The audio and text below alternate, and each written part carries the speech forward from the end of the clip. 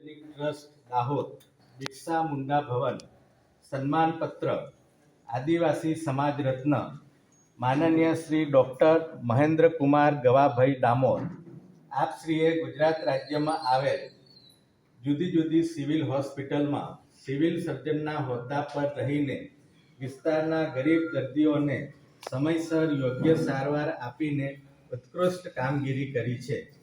અલગ અલગ સમિતિઓમાં અલગ અલગ હોદ્દા પર રહીને સમાજ તરફે નિર્ણયો કરાવવામાં અનન્ય ઉમદા ભૂમિકા નિભાવી છે.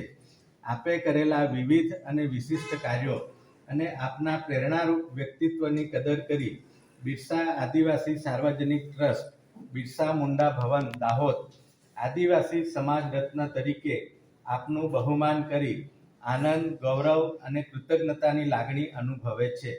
સંક્ષિપ્ત પરિચય. નામ શ્રી ડૉક્ટર મહેન્દ્ર કુમાર ગવાભાઈ ડામોર. જન્મ તારીખ 15 જુલાઈ 1949.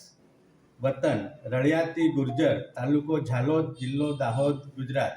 હાલનું રહેઠાણ ગામ જેતપુર, તાલુકો લીમખેડા, જિલ્લો દાહોદ. શૈક્ષણિક લાયકાત MS સર્જરી. કારકિર્દી.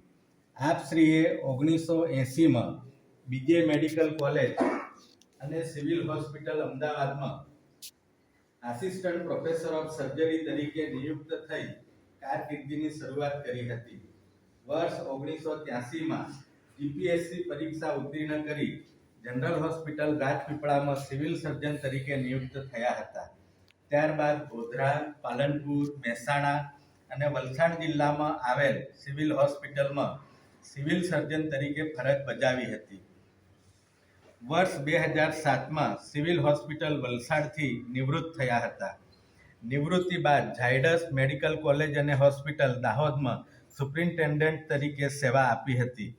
વિદ્યાર્થી કાળમાં વર્ષ 1969માં આપ ગુજરાત આદિવાસી વિદ્યાર્થી મંડળમાં જનરલ સેક્રેટરી તરીકે નેતૃત્વ કર્યું હતું. વર્ષ 1975માં તત્કાલીન મહામહિમ રાજ્યપાલ શ્રી વિશ્વનાથનને રજૂઆત કરીને MS અને MDના અભ્યાસમાં રિઝર્વેશન લાગુ કરાવવામાં સક્રિય ભૂમિકા ભજવી હતી. વર્ષ 1980માં અનામત વિરોધી આંદોલન વખતે SC/ST ડૉક્ટરોનો સહકાર લઈને એશિયામાં સૌથી મોટી એવી સિવિલ હોસ્પિટલ અમદાવાદ ચાલુ રાખી હતી. તે બદલ રાજ્ય સરકારે વધારાનો પગાર અને પુરસ્કાર આપ્યા હતા અને કામગીરીની સફળતા કરી હતી. 1984માં અનામત વિરોધી આંદોલન સામે ગાંધીનગરમાં રેલી યોજી હતી અને પ્રતિ આંદોલન ઊભું કર્યું હતું.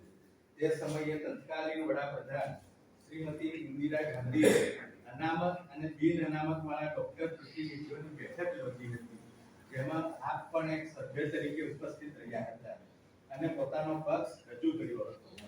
રોસ્ટર સિસ્ટમ લાગુ કરવા માટેની સમિતિમાં પણ આપ સભ્ય તરીકે રહ્યા હતા અને ST કેટેગરીમાંથી DNTને દૂર કરવામાં મુખ્ય ભૂમિકા નિભાવી હતી.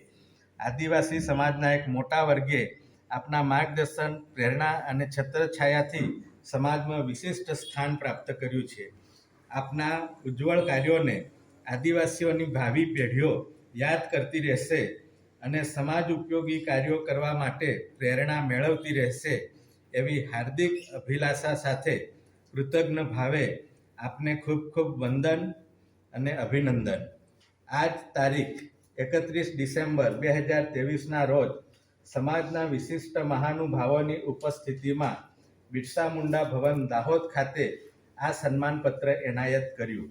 તમામ ટ્રસ્ટીઓ તથા મેનેજમેન્ટ સમિતિના સભ્યો વતી શ્રી CR સંગાડા, નિવૃત્ત અધિક કલેક્ટર, મંત્રી, બિરસા આદિવાસી સાર્વજનિક trust Dahod, Shri VM Pargi IPS, નિવૃત્ત અધિક પોલીસ મહાનિર્દેશક, ગુજરાત રાજ્ય, મેનેજિંગ ટ્રસ્ટી, બિરસા આદિવાસી સાર્વજનિક ટ્રસ્ટ દાહોદ, ગુજરાત. હવે મંચ